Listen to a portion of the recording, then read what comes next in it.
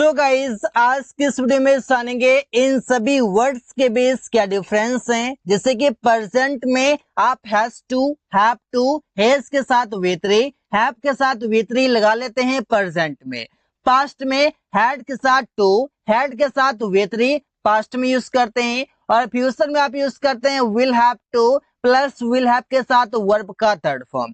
अब इसका क्या मीनिंग होता है और प्रेजेंट से पास्ट, पास्ट से फ्यूचर कैसे बनाया जाता है, इससे कुछ एग्जांपल्स हैं। उसे अंग्रेजी सीखने को है he has to learn English, उसे अंग्रेजी सीखने को था he had to learn English, उसे अंग्रेजी सीखना होगा he will have to learn English. आखिर ये सेंटेंस कैसे बनाया जाता है तो चलिए समझते हैं शुरू से। सबसे पहले समझिए यहाँ पर आपका प्रेजेंट में आपका कैसे सेंटेंस है। प्रेजेंट में आपका जो फॉर्मूला होगा सब्जेक्ट हैव या हैज के साथ टू वी1 आप लगाएंगे प्लस आपका ऑब्जेक्ट होगा। अगर ये फॉर्मूला आप लगाते हैं प्रेजेंट में, इसका पहचान हो जाएगा जिस हिंदी वाक्य क्रिया के अंत में ना है, नी है, ने है, पढ़ता है या को है, ऐसा मीनिंग आता है। इसका ऐसा आपको देखने को मिलता है सेंटेंस के लास्ट में। ऐसे तुम्हें एक पत्र लिखना है, you have to write a letter, यहाँ पर ना है आपको सेंटेंस के लास्ट में मिला। रवि को गली सजाना पड़ता है, Ravi has to decorate the street, यहाँ पर देखिए ता है आपका हो गया, पढ़ता है लास्ट में आपको मिल गया। अब आप इसमें क्या बता रहे हैं, इस सेंटेंस में आप बता रहे हैं कि कोई काम मजबूरीवश या फिर वो काम करना आवश्यक है जो आपको करना पड़ता है।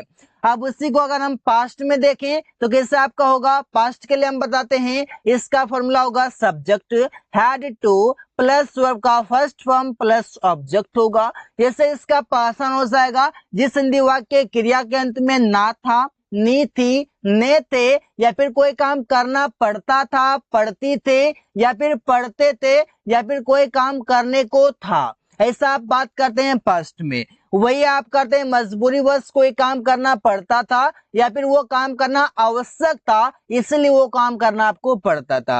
अब इसका सेंटेंस कैसे है, जैसे तुम्हें एक पत्र लिखना पड़ा, कोई काम करना पड़ा तो आप बोलते हैं you had to write a letter. अब कोई काम करना पड़ा या फिर कोई काम करना पड़ी या फिर कोई काम करना पड़े, तीनों आपका एक ही है, सिर्फ मेल और फीमेल के लिए अलग अलग लिखा जाता है। हम लोगों को अंग्रेजी सीखना पड़ा, we had to learn English, ये आप सेंटेंस बता रहे हैं पास्ट में। इससे बाहर से हम फ्यूचर में दिखा सकते हैं कि कोई काम करना होगा, कोई काम करना होगी या कोई काम करने होंगे, कोई काम करना पड़ेगा, पड़ेगी, कोई काम करने पड़ेंगे, ऐसा हम फ्यूचर में दिखाते हैं। इसका फॉर्मूला भी आपका वही होगा, सब्जेक्ट होगा विल हैव प्लस वर्ब का फर्स्ट फॉर्म, विल हैव के साथ आप लगाएंगे क्या, टू के साथ वर्ब का फर्स्ट फॉर्म प्लस ऑब्जेक्ट होगा। एग्जाम्पल है, तुम्हें एक पत्र लिखना होगा, you will have to write a letter. उसे नौकरी करना पड़ेगा, she will have to do a job, ऐसा बोल सकते हैं। अब देखिए तुम्हें एक पत्र लिखना है प्रेजेंट में, you have to write a letter. अब यही आपको पास्ट में करना हुआ, हैव को, हैव टू को हैड टू में करना हुआ, you had to write a letter, तुम्हें एक पत्र लिखना पड़ा। तुम्हें एक पत्र लिखना पड़ेगा या फिर पत्र लिखना होगा, फ्यूचर में हो गया you will have to write a letter, ऐसा आप सेंटेंस बना सकते हैं। आगे आपके पास इसी प्रकार से है आपका अब प्रेजेंट, पास्ट और फ्यूचर में कैसे चेंज किया जाता है, इसका क्या ट्रिक है। आप देखिएगा जैसे आपका हैव या फिर हैज है, हैव या फिर हैज है, ये पास्ट में आकर के हैड हो जाता है और यही चीज फ्यूचर में आकर के आपका विल हैव हो जाएगा। मतलब कि हैज या हैव अगर जहां पर आप यूज करें पास्ट में, अगर आप उसी को यूज करेंगे तो हैड हो जाएगा और फ्यूचर के लिए विल हैव हो जाएगा। इसका फॉर्मूला भी अलग अलग तरीके के हैं, अलग अलग सेंटेंस बनाए जाते हैं, मीनिंग भी आते हैं। इसे प्रेजेंट में आप बोलते हैं कि तुम खाना खा चुके हो तो सेंटेंस बनाते हैं यू हैव ईटन फूड। इसका फॉर्मूला हो जाता है subject has have plus verb का third form plus object, eaten यहाँ पर थर्ड फॉर्म है। इसी को पास्ट में बोलते हैं कि तुम खाना खा चुके थे तो you had eaten food, have के जगह पर यहाँ पर आपका हैड आ गया। इसी बार से अगर हमको फ्यूचर में दिखाना होगा, सेंटेंस बनाते हैं तुम खाना खा चुका होगा, फ्यूचर की बातें करते हैं तो you will have eaten food. I hope कि आप समझ पा रहे हैं। अब इसका प्रेजेंट का क्या फॉर्मूला होता है पासान का, ऐसे कोई काम कर चुका था, कोई काम कर लिया था, कोई काम कर दिया था या फिर कोई काम कर किया था या फिर चुकी थी, ऐसे इसका मीनिंग आता है, आप समझ सकते हैं। पास्ट में आता है चुका था, चुकी थी, चुके थे, लिया था, किया था, ऐसे आता है। और फ्यूचर में आता है कि कोई काम करना, कोई काम कर चुका होगा, चुकी होगी, लिया होगा या किया होगा, ऐसा मीनिंग आता है। तो आई होप कि आप समझ पा रहे हैं। अब परसेंट में वो खाना पका चुकी हैं, सी हैज कुक्ड फूड। वे लोग मैच जीत चुके थे, पास्ट की बातें करते हैं, पास्ट में ऐसा काम जो फिनिश हो गया है तो होगा they had won the match. Priya उससे मिल चुकी होगी, Priya will have met him, ऐसा आप सेंटेंस बना सकते हैं। आगे है मेरे पास इन सभी को एकदम डीप में जानने के लिए हैव का यूज। हैव एक आपका प्लुरल वर्ब होता है, जैसे कि हैव का यूज आप किसके साथ करते हैं? हैव का यूज करेंगे आप आई, वी, यू, दे और प्लुरल नाउन और प्रोनाउन के साथ करते हैं।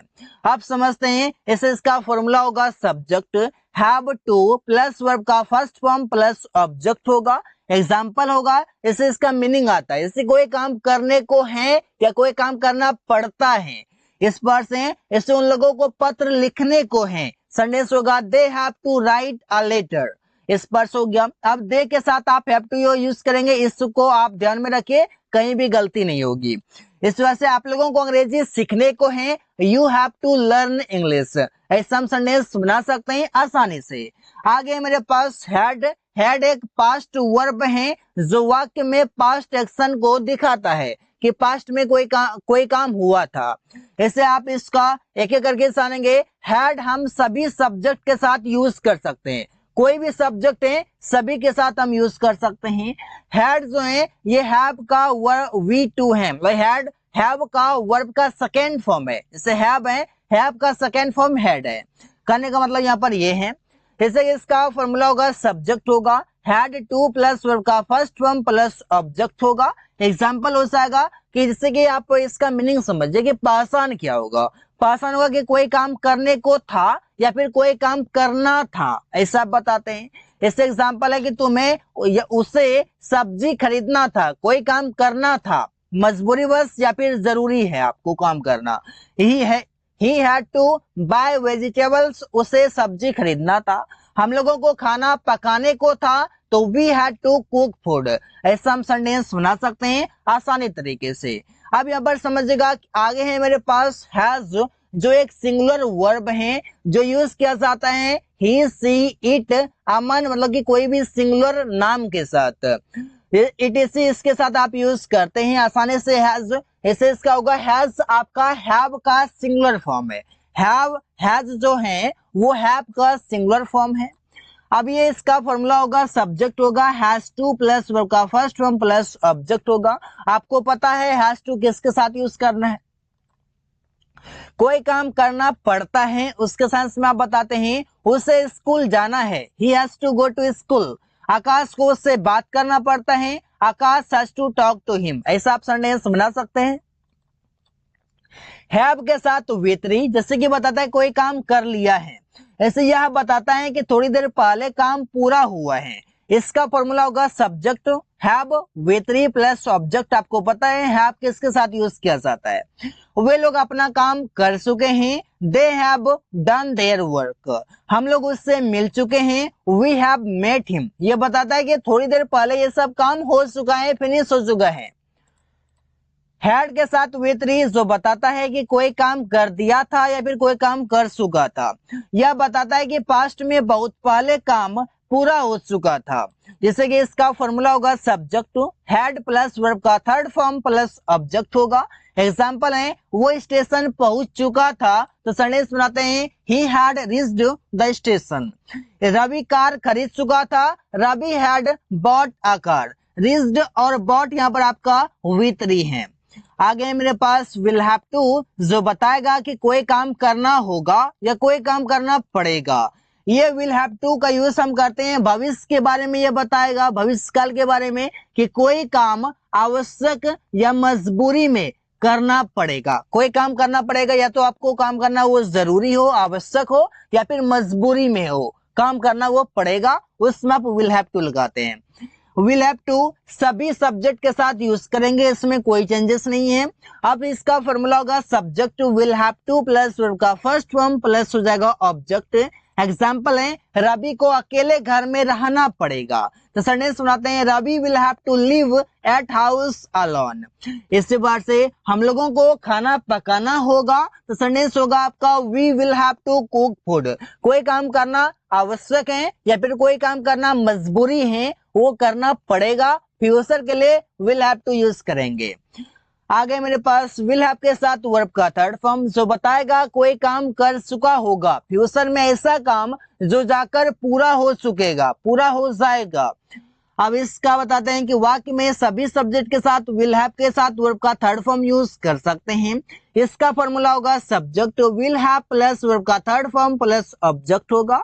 एग्जाम्पल है वे लोग अपना काम पूरा कर चुकेंगे, they will have completed their work. इस बार से रवि अपना घर बना चुका होगा, Ravi will have built his home. His home या फिर चाहे तो यहाँ पर आप हाउस भी कर सकते हैं। बिल्ट यहाँ पर आपका वर्ब का थर्ड फॉर्म है, जैसे कि कंप्लीटेड है। आगे हैज के साथ विथ जो बताता है कि कोई काम कर लिया है, पास्ट में थोड़ी देर पहले काम पूरा हो चुका है, इससे आप हैज के साथ विथ में दिखाते हैं। सब्जेक्ट हैज प्लस वर्ब का थर्ड फॉर्म प्लस ऑब्जेक्ट होगा। एग्जाम्पल हो जाएगा, इससे समझते हैं हैज किसके साथ हम यूज करते हैं। तो he she it Ravi and singular subject के साथ आप हैज का यूज करेंगे, इतना आपको ध्यान में रखना है। वो एक बाइक खरीद लिया है, he has bought a bike. Priya उससे मिल ली है, प्रिया हैज मेट हिम। ऐसा हम सेंटेंस बना सकते हैं हैज की मदद से। So guys, thanks for watching, that's all for today.